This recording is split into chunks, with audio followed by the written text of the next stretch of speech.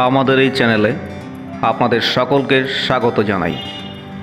পুরানো বন্ধুদের জানাই আমাদের পাশে থাকবার জন্য অসংখ্য ধন্যবাদ, আর নতুন বন্ধুদের জানাই আন্তরিক অভিনন্দন। আজকে আমরা এসে উপস্থিত হয়েছি জগন্নাথ মন্দিরে। তবে এটি পুরীর জগন্নাথ মন্দির নয়, এটি কলকাতা জগন্নাথ টেম্পল। কলকাতা জগন্নাথ মন্দিরটি খিদিরপুরে অবস্থিত। এখানে আসতে গেলে ট্রেনে করে খিদিরপুরে আসতে পারেন,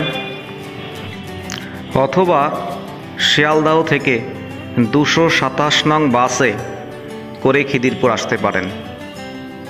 খিদিরপুর স্টেশন থেকে মন্দিরের দূরত্ব হাঁটা পথে মাত্র 5 মিনিট। মন্দিরটি পুরীর জগন্নাথ মন্দিরের একটি ক্ষুদ্র সংস্করণ বলা যায়। এখানে সমস্ত কিছুই পুরীর জগন্নাথ মন্দিরের আদলেই, তার অনুকরণেই, তাকে মেনেই সব কিছু করা হয়।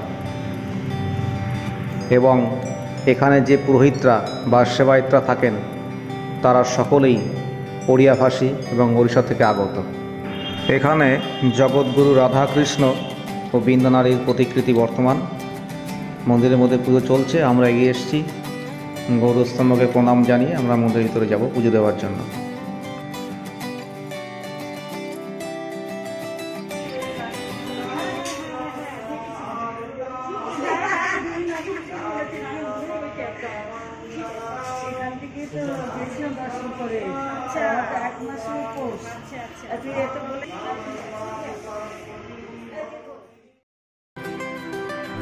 জগন্নাথ দেবকে বলা হয় জীবন্ত ভগবান, কলির লিভিং গড। একাধারে তিনিই ব্রহ্মা, তিনিই বিষ্ণু, তিনিই মহেশ্বর। আমরা এখানে এসেছিলাম একটি বিশেষ অনুষ্ঠানের জন্য। আমরা এই মন্দিরে পুজো অর্চনা দিয়ে, পুজো অর্চনার ফাঁকে মন্দিরটা একটু ঘুরে দেখতে বেরিয়েছিলাম। চলুন ঘুরে দেখে নিই মন্দিরটা।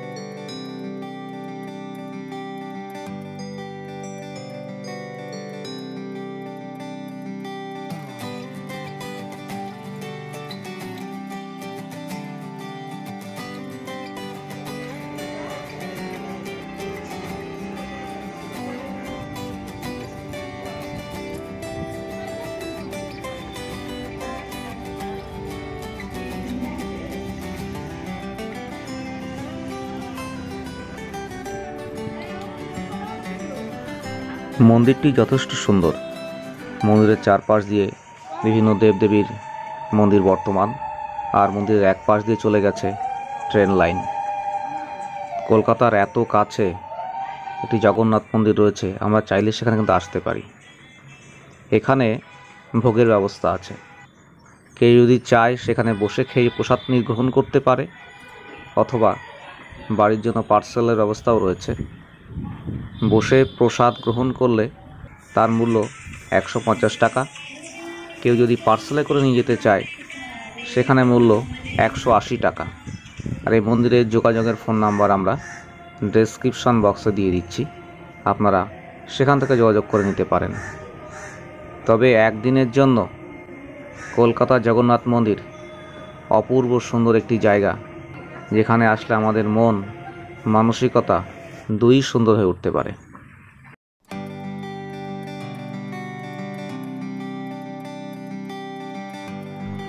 এবারে আমরা এসে উপস্থিত হয়েছি মহেশ্বর মন্দিরে।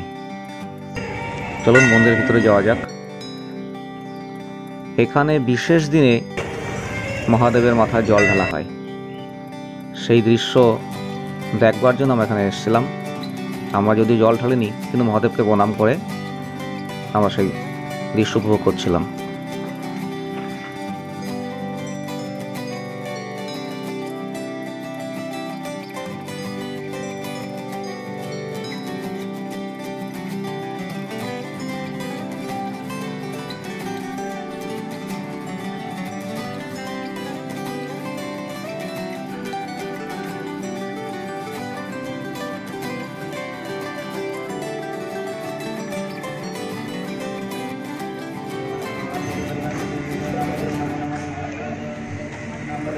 এবারে আমরা এসে উপস্থিত হয়েছি মহাকালেশ্বর মন্দিরে। চলুন মন্দিরের মধ্যে প্রবেশ করা যাক। মন্দিরে পুজো অর্চনা চলছে, আমরা সেই বিরলতম দৃশ্যের সাক্ষী হতে চলেছি। অনেকে হয়তো পুজো অর্চনা দেখেছেন, কিন্তু একটা পুজো অর্চনার মধ্যে যে সুন্দর মাধুর্যতা এখানে রয়েছে, আপনাকে এখানে আসতেই হবে এবং মানুষকে অন্যরকমভাবে আকর্ষণ করছে। আপনারা যদি পারেন অবশ্যই খিদিরপুরে একবার ঘুরে যাবেন। প্রত্যেকটা মন্দির পাশাপাশি অবস্থিত।